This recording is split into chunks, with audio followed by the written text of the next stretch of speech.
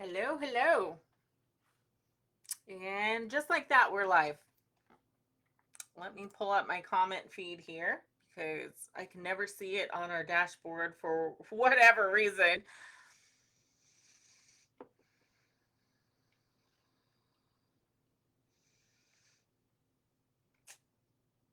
Let people filter in here as well. I hope you guys are having an awesome Saturday. It is Saturday, isn't it? I don't even know anymore. Because I'm never in the office, right? Brittany just lays around and doesn't work, but here I am on a Saturday. So you're bright and early in the morning, and here I am. The end of the day, I'm still here at the office, still working away, plowing away at everything. Here, keep running this business. All right, let me pull up the comment feed here. Hello, Jonathan. Hello, Kevin. Hope you guys are doing well. I am just now pulling up the live feed chat as we let people filter in here. Yes, so as you notice, I'm trying to do better at going live and connecting with you guys so you can see behind the scenes what happens with our company and the challenges that we have. Hopefully, you'll get inspired. You know, hopefully, you'll start a roadside company yourself or come contract with us and be a part of our company because my philosophy is the more the merrier. And if you can do a better job than we do taking care of the customers, I definitely encourage it. Oh, let's see. Kevin says, good evening, Brittany. Good evening, Kevin. Hello, Troy. Hello, Patrick. Oh, we've got several Kevins here. Hello to all the Kevins out there in the world. I bet you stay busy. Oh my God, you have no idea, guys. So today, one of the things that I was doing behind the scenes is first and most important thing this morning was we have additional territory now, and due to the recent chaos that ensued on social media, as you guys saw with a former contractor of ours, we ended up losing several different people. He's messaged people individually, spread a bunch of lies, rumors, completely untrue things about our company, which, as you guys saw, we went public with body cam footage, office footage, everything else, because I would rather be transparent with you guys and show you guys the truth on what's actually happening. But sadly, we had several contractors that were misled and quit. Um, this guy tried to damage our company with a mass walk off. It was by far unsuccessful. And so not only with the added growth, but also with the people leaving over the last week because of the drama. And then the other part of that too is, do you really want to stick around when some guy is threatening to King Ida Lincoln, the administration of your company, and threatening other contractors? Do you want to come work for a company where you've got some psycho guy out here making threats? Not a lot of people do. I'm just more ballsy than most, and I don't let that stuff intimidate me. I never have. Um, so yeah, so back to today. So first thing this morning, first thing on the agenda was to get to the applications. We had a lot of them. We had applicants were filling positions in down by Lebanon, Missouri, St. Robert, Lake of the Ozarks.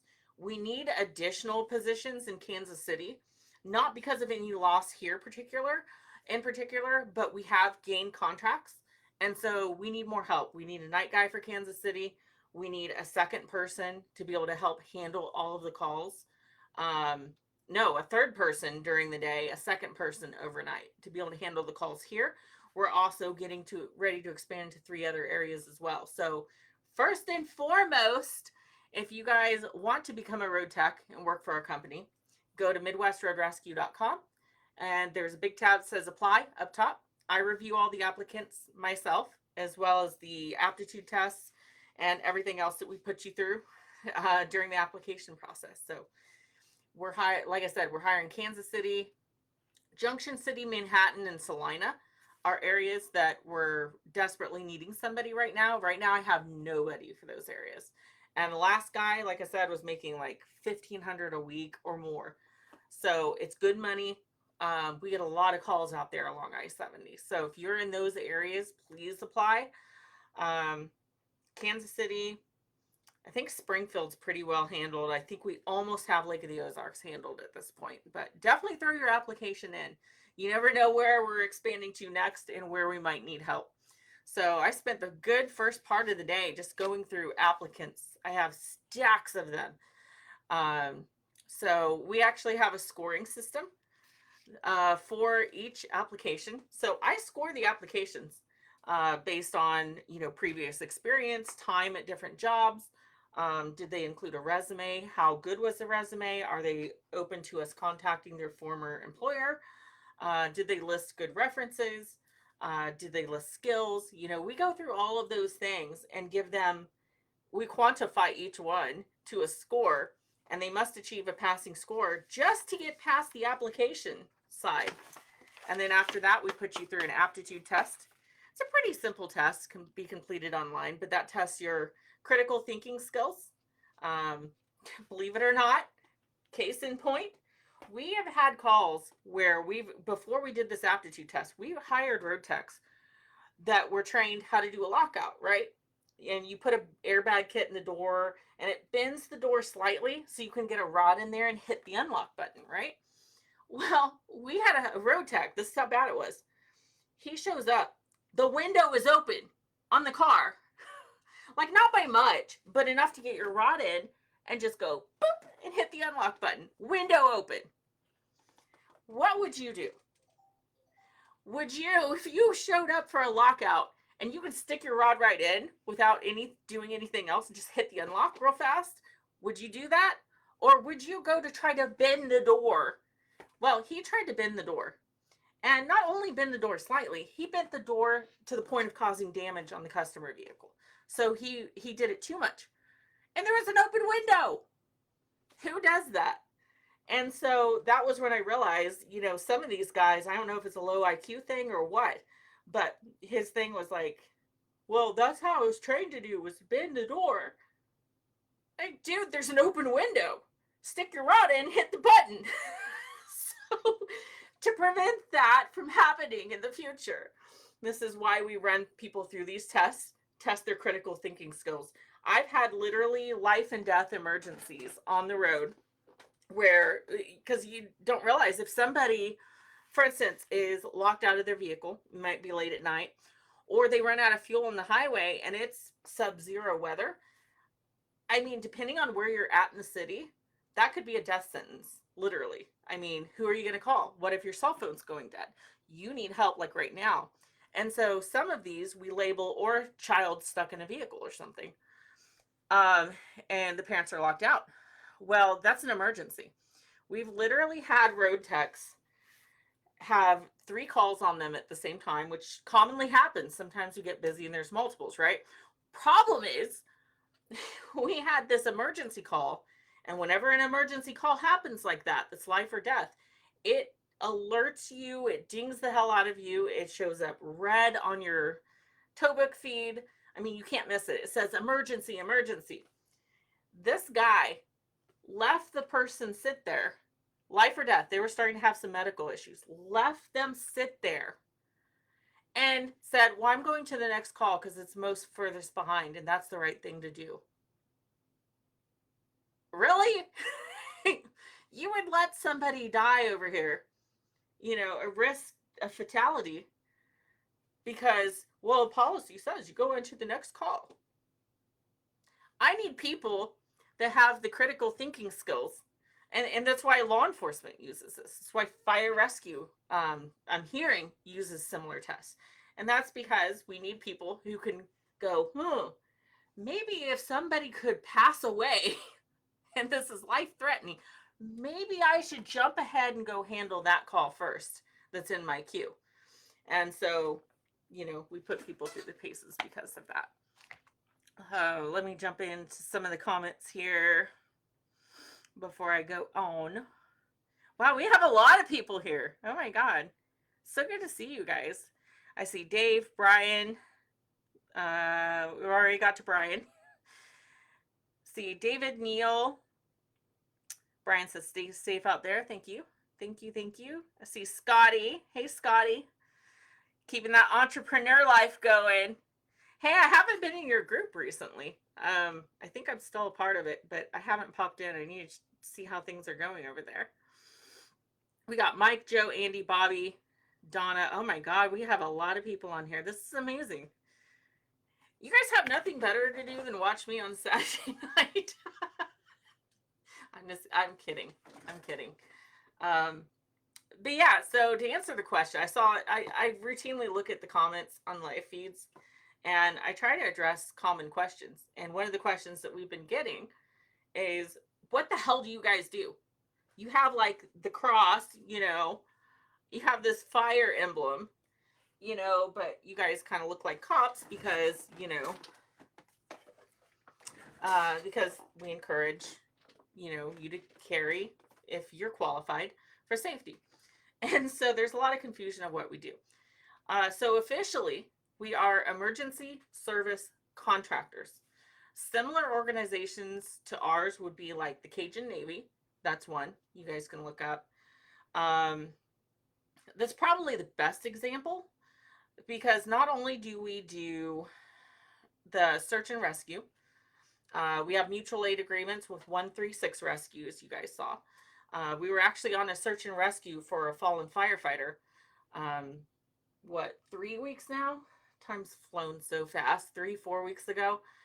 And unfortunately, he didn't make it. But we were able to locate him.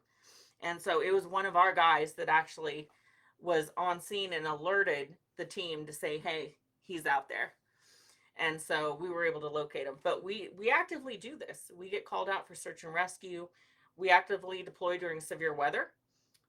This is on the search and rescue and disaster response, stuff like that. It's by far on a volunteer basis. If we do have the budget for it, like we did this last time, we actually paid our crew, which made me feel so good as an owner to be able to afford to pay people. I said, I need people, I'll pay you guys $200 a day. Go out there and go find this guy. We got to get this fire chief. He's on our team. So anyway, but by far it's volunteer. So we do everything from deploying during severe weather. We cross-train all of our emergency response team members. We actually have an incident response team that does all of this. And we put them through the full Firefighter 1, Firefighter 2, search and rescue training. We require the same amount of training, the same level that local volunteer fire departments require. And so we put people through the training. And, the only ones we don't are the ones who have already had the training, such as myself. I've been through all of that. I've served on 2 fire departments and a police department successfully. And so we have a lot of former current police, fire, EMS, and military working for us. And so in many cases, they already have all of their certs, their FEMA certs, etc.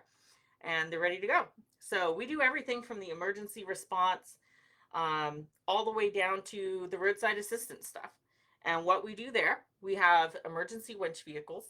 So we were helping the sheriff's office here so much that we were granted emergency authorization on our vehicles. That is why you see the red and blue lights and sirens. Like, we're fully equipped. By state statute in Kansas, they allow emergency winch vehicles. They consider them emergency vehicles within the state of Kansas. So we already had authorization through the state by state statute for that work, but we went above and beyond and contacted the sheriff's office and said, hey guys, could we get, as a respect to you guys, could we get something in writing that says we're good? Which they did. And we routinely help the sheriff's office here. We routinely help KHB in everything from Troop A, B, C, parts of C, and H. Henry, Southeast Kansas. Routinely help Highway Patrol as well. We routinely do traffic control. We help out at accident scenes. We can remove vehicles out of the roadway quickly. If there's a stalled vehicle, we can get it off the roadway. If there's a slide off that's now causing a backup or additional accidents, we can not only handle, getting that person back on the road and getting things moving, but we can also send additional units out, which we routinely do, for traffic control to make sure people are moving, to get a vehicle back if it's a dangerous curve or hill. We'll put them behind the line to warn them ahead of time that, with their lights going, to let them know, hey, we've got stalled traffic up here. We need to get you guys slowed down or get you guys over. And beyond that, we handle tire changes, we handle lockouts, fuel deliveries, basically any motorist assist situation we handle. And so this is why you see a very fire department rescue like emblem, is because it was started by a former police officer, firefighter, and a good chunk of our team are also current or former police, fire, and EMS. And we cross train in it. We require that for the incident response team. So that's why you see this emergency background. It's no different than, you see a lot of para law enforcement groups that do security work. I was actually a part of that before I got into law enforcement specifically. I was on a private security team that worked with the sheriff's office so often. It was in a very rural area, and they actually deputized us. And so that was my introduction into law enforcement. We would train with the sheriff's office every month. I mean, we would do the building searches, anything and everything, shoot and don't shoot scenarios, officer down scenarios. I had to shoot from one of the sheriff's department vehicles. They actually made you roll up, lights and siren, and then you had to quickly deploy your seatbelt, take a tactical position, and decide when to fire. And there was an officer down, and you had to get to him to rescue him. So, I mean, been through all of that. And so you see a lot of security groups that are like that work closely with law enforcement. Security has the shield. That's why we have the shield, is because not only are we trained, we have a background in that, but we actively assist on federal, local disasters, search and rescue, etc. And so that is what we do. So I find it funny when people are like, that Brittany, she's trying to become a cop or a firefighter, and she's a failed firefighter and a failed cop. Don't you know that, guys? It's like, dude, if I wanted to become a cop, I would become a cop.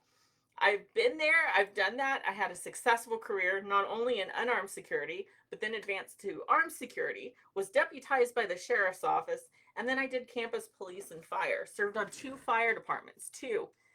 And I had a successful career. The reason I left law enforcement was because I was attacked in a riot.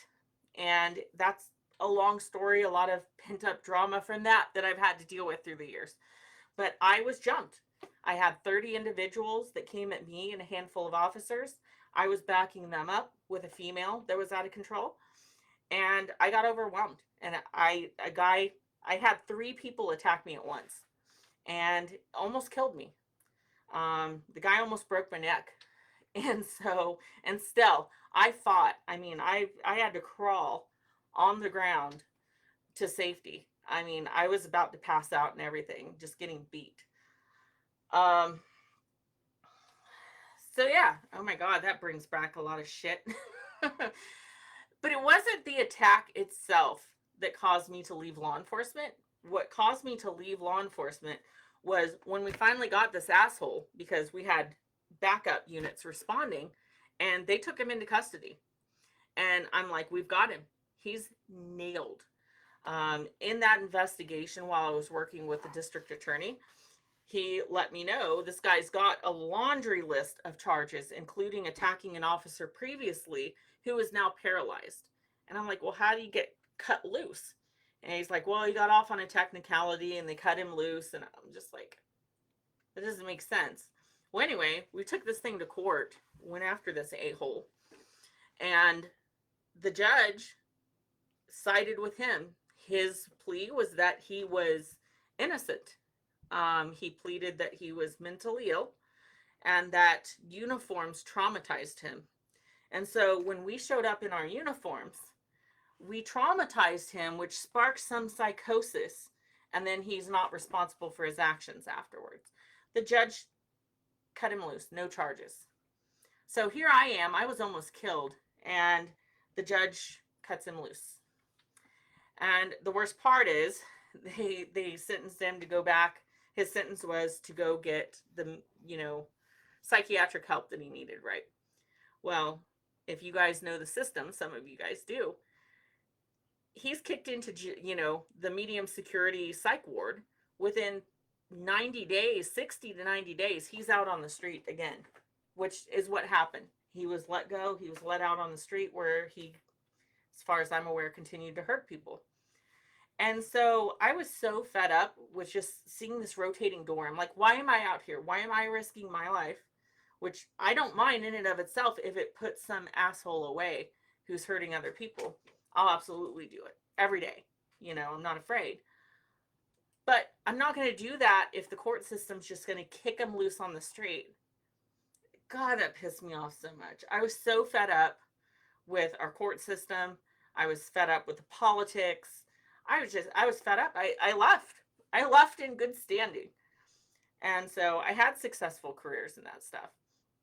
But now, after years of getting into the, transportation, doing the semi-truck, and now having the opportunity to do something like this is more rewarding to me, because I feel like we're actually in a spot where we can help people and help save lives on the roadway, and literally with search and rescue and disaster response. You've got, after a tornado, you have people trapped in rubble, and if you can't get to them in time and identify, triage the patients to the point that who's critical, who's not, who's beyond help, you need responders that can do that stuff immediately. And to have a team like ours that can contribute and offer resources to local communities is so important to me. I would much rather be doing this than fighting with the DA and some judge who's just going to kick some guy loose back onto the street. So the most I would ever do in law enforcement would be if a reserve position came open or something like that, I might volunteer to help. Otherwise, I'm not interested at all. So if I wanted to pull people over, I'd go, get back on the police department. So hopefully that explains a lot of what you see with our team here. Let me look back at some of the comments. I about wore myself out talking. I was on a rant there for a minute. Miss Working on the White Line, says Skylar. And here's a bear that just walked in the office. Hi, bear. Hi. How are you? Tired. Oh. Is there a reason we are talking like this? Because I am on a live stream and I have to talk like a robot. Yeah, no, I'm just being goofy. Okay. I'm gonna go take care of the errand situation. If you want to go ahead and get everything ordered, I'll text you whenever we're heading back. But I just want my chicken meat fun. I don't even know what. Do you know a number on that one? No, but it's literally called chicken meat fun. I had a problem finding your meat fun last time. You're a meat fun. I like the seafood stuff. Their fried scallops are to die for. Okay, chicken me fun. Yeah.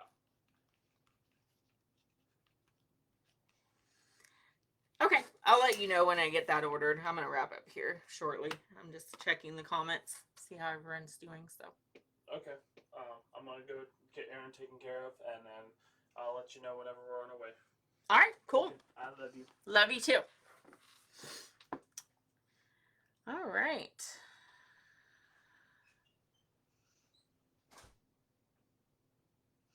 Skylar says, I'd love to help out doing roadside service if you ever branch out to me in Kansas. Where are you at, Skylar?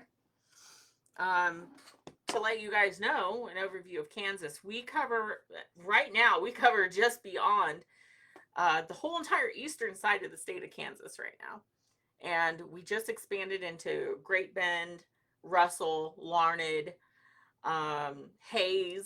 We're migrating west, and we hope to be at the Colorado border and cover all of western Kansas by December. So if anybody's out that way, on the western side of the state or the eastern side of the state, it's worth throwing in an application to us, and we'll take a look and see where we need help, because I can tell you we're going to need a lot of help, especially with all the winter storms and things they get out west. Oh, let's see. Do we have any other comments? I've worked as first responder and roadside for 20 years, Josh Ellington says. Well, thank you for your service as well, Josh. I appreciate that.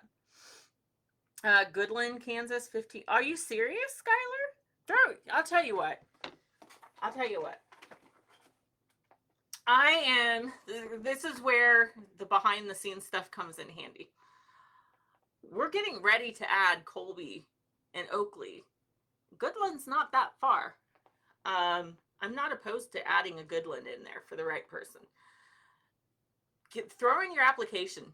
Try to get it to me this weekend or tonight or as quick as you can. Let's get you in let's run you through the paces and see. I mean, hell, I might just go ahead and put a dispatch point in up there. We're in really good standing by far. We've had a few hiccups, which I can mention in a moment. But by far, we're in good standing with the motor clubs. We've just got to fix a couple of stat issues with our completion rates. But yeah, throw in an application. That would be awesome. And I also have somebody up in Colby that's interested as well. It would be cool if I could get both of you guys in the system and expand out that way, because then you guys can help cover days off or each other's territories. Because I don't think Goodland's that far from Colby, if I remember right. And we're hoping to expand like the next week. Is the application link on Facebook? It's on our website. If you go to MidwestRoadRescue.com, there's an apply tab on the top, and you can put in your application there. It'll forward that application once you're done to my email, and I'll see it personally. And yeah, so, and it's not www. For whatever reason, it's just MidwestRoadRescue.com. I don't know why it doesn't work with the www. But it is what it is. But yeah, today, so one of the other things that I had to deal with today here in the office was I'm playing catch up. We do weekly it's partially performance. We do weekly financials on the company. And then that also tracks performance, shows how many calls came into the company wide. Which I can tell you, we were down this week. I mean, wait, that's not accurate. I'm on the wrong week. Yeah, like company wide, we had 185 calls this week. Normally it's a lot higher than that. And so that kind of threw up a red flag with me. And so one of the other things that we check is we check our dispatch call logs, and it will register if a dispatcher misses a call, like a call's coming into the system and dispatch doesn't respond and it times out. It will also register if we reject a call saying that we have nobody available. And so one of the things that I realized was over the past 3 weeks, we have lost right at $16,000 in lost revenue. And it sounds like, wow, you're making the big bucks, Brittany. Well, we were starting to as of July, until we had Psychopath and all of that drama that ensued, the walk-off, and we incurred a lot of new hiring costs. And then at the same time, we have this problem where calls were getting missed, and it cost us a lot of money. So pretty much all the profits we made, we just ate up, if that makes sense. And so obviously a trajectory like that is not good. So one of the things I do is I go through and I look at those situations, go, why did we lose $16,000 in revenue? And how can we fix it? And so that's one of the things I addressed today, and put some policies in place to make things more efficient so that we're not missing calls. If we can't get a hold of a driver that's on call, We've got a process now in play that we can contact other drivers, we can contact supervisors, we can get somebody out there to go handle that customer so that they're not being stranded on the road, which is what ultimately was happening when we couldn't get a hold of the on-call person. So we've got a system in place as of today that's going to make that correction. Because of those issues, the Motor Club put a temporary suspension on our expansion. So I'm like, great, lovely. We're like 2 percentage points away from getting it back. Otherwise, our account is in good standing overall. And so we got to address those missed calls, the long ETAs, due to not being able to get a hold of drivers. So once I get that back, it's on like Donkey Kong. And I have several territories that I will be adding immediately. So I definitely need you guys if you want to throw in some applications. Let's check the comments one last time. And then I'm going to have to get off of here. I've got to get dinner ordered. Yeah, there's other things going on, but there's certain things I cannot go public with yet. Good things. But we have certain investigations and things that are ongoing that I can't really address at the moment. So good news is we are triumphant. We are still going, and we have you guys to thank for a lot of that because of your support. Awesome. I will get on there as soon as I get my little tucked in. All right. That sounds good, Skylar. I will be looking for it. I'll probably get it. Depends if I get stuck in the office till 10 tonight. I might get it tonight, or worst case, I'll get it tomorrow and try to get you through the paces there. But yeah, so I think that's pretty well caught up on the comments. I'm surprised we have so many viewers. I'm so thankful for you guys. You guys have no idea like how motivating it is to I see your comments. Sometimes I can't always respond because sometimes I have 6 phone calls coming through at the same time, and I have emails and dealing with issues with the company. And I mean, some days, oh Lord, let me tell you, it's like, good God, hallelujah.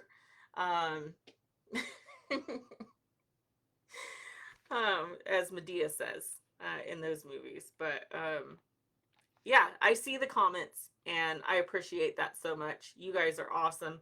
I'm going to try to continue to go live as much as humanly possible. We need that additional revenue right now.